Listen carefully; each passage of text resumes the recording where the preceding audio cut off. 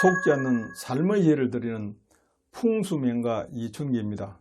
이번 시간에는 유해물질 속에 살면 건강할 수 없지만 집안에서는 이를 모르고 산다라는 내용으로 말씀드리겠습니다. 현대주택은 시멘트 철골 구조와 화려한 내외장재 사용으로 외형적으로는 깨끗하고 아름답고 살기 편한 주거 환경을 갖게 되었습니다. 하지만 내면적으로는 전통주택이 지닌 장점을 살리지 못하고 있습니다. 반면에 경제적이고 화려함을 추구하는 새로운 주택의 부작용으로 인해 많은 고통을 겪기도 합니다. 비록 좋은 터에 적정한 구조를 갖춘 좋은 집을 지었다고 할지라도 건축물에 사용된 자재와 실내 건축재에서 방출되는 다량의 유해물질에 장기간 노출되면 건강한 삶을 누리기는 어렵습니다. 실내 유해한 자재는 밀폐된 공간에서 누적됨으로써 거주자의 건강에 직접적으로 큰 영향을 줍니다. 그러므로 그런 자재를 많이 사용한 주택일수록 효용 가치는 줄어드는 것입니다. 분명한 사실은 천연 소재가 아닌 가공된 자재는 많고 적음의 차이가 있을 뿐 부작용이 있게 마련입니다. 이 점이 친환경 운운하는 광고에 현혹되지 말아야 할 이유가 되기도 합니다.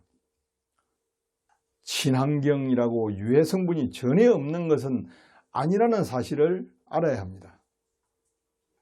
현대의 주택이 건강한 집이 되지 못하는 이유는 건축 자재로 인한 문제와 땅의 지기와 천기를 제대로 받지 못하는 데 있습니다. 먼저 건축 자재의 문제로서 시멘트와 각종 내장재가 인체에 유해한 물질을 실내 공간에 다량으로 배출하면서 각종 질환을 유발하고 있습니다. 이를 통틀어서 새집병 또는 새집증후군이라고 합니다. 지금까지 알려진 새집증후군은 시멘트, 단열재, 페인트, 접착제 등의 화학물질로 인한 것으로 성분상으로는 라돈, 포름알데히드, 성면, 유기화합물이 대표적입니다. 이러한 유해물질의 배출량은 2년 미만 건축물이 15년 이상 된 건축물에 비해서 3배 이상 농도를 나타내는 것으로 조사되었습니다. 이 문제는 새 아파트를 선호하는 한국인들의 건강에 결정적인 타격을 주는 문제입니다.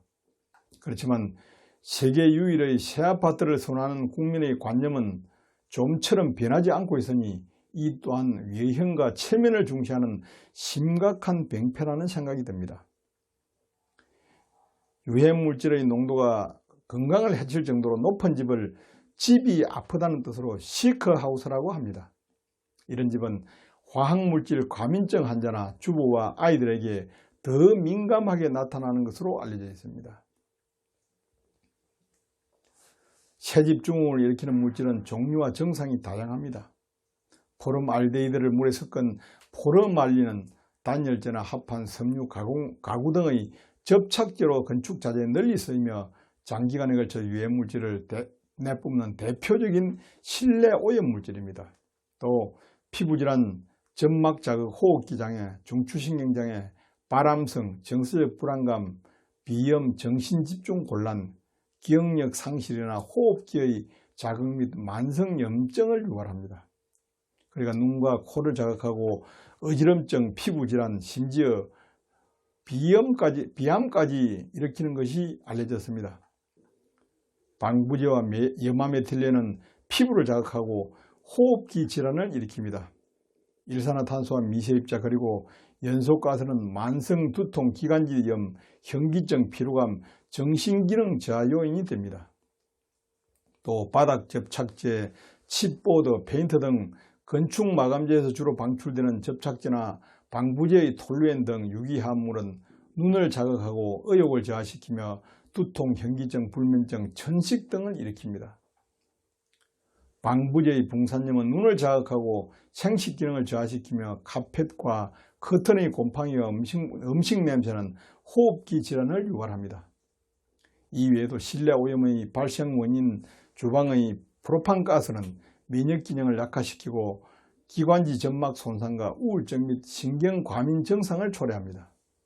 그리고 옷의 드라이 클리닝 유액인 디클로르 벤젠은 두통과 구토를 유발하고 그 실내에는 기침, 환각, 피로감, 무력감의 원인이 되며 담배 연기는 만성 두통, 기관지염, 폐기종, 피로감, 정신기능을 저하시킵니다. 새 건물 냄새를 없애거나 예방하려면 우선 화학물질을 함유하고 있는 마감제를 사용하지 않는 것이 최선의 방법입니다. 실내 오염물질이 방출되는 공간에는 벤자민이나 고무나무, 간음죽과 같은 공기 정화식물이나 포름알데히드, 휘발성 유기화합물 등을 제거하는 에코후레쉬를 배치하는 것도 도움이 됩니다. 무엇보다도 실효성이 있는 것은 1일 2회 정도 창문을 열어서 강제 환기를 시켜야 합니다. 건축 기술적인 문제로는 실내 공기의 자연순환 환기 시스템이 가능하도록 설계를 하고 시공에 반영하는 것이 가장 효과적입니다.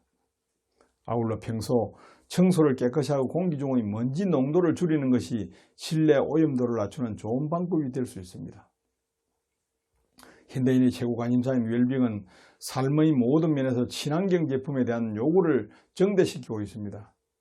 친환경 선호는 유기농 식품과 하이브리드 자동차에서 친환경 주택으로까지 이어지고 있습니다. 현대적 의미의 살기 좋은 집의 기준은 인간의 정신적, 신체적 건강을 중시하는 환경 친화적인 주거 양식이 주류를 형성할 것으로 예상이 됩니다. 친환경 건축 자재와 가구 선택권을 가질 수 있다는 사실은 좋은 일입니다. 그러나 진정한 친환경은 요람에서 요람까지 즉 자원을 재순환할 수 있는 시스템을 반드시 갖추어야 가능합니다. 하지만 건축이나 집안 가구용 자재를 비용 문제나 제품의 질의 문제로 모두 친환경 제품을 사용하기는 어렵습니다. 미관이 좋은 자재와 유해물질이 배출이 비례할 수도 있으면 생각을 해야 됩니다.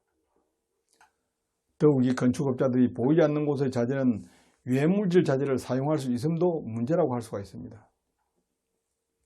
진정한 친환경은 운행 자재에서 별도의 가공을 거치지 않은 것을 사용하는 것이 가장 좋은 방법입니다. 가공을 거친 제품은 친환경이라 해도 유해물질의 농도를 낮추는 정도임을 잊지 말아야 합니다. 감사합니다.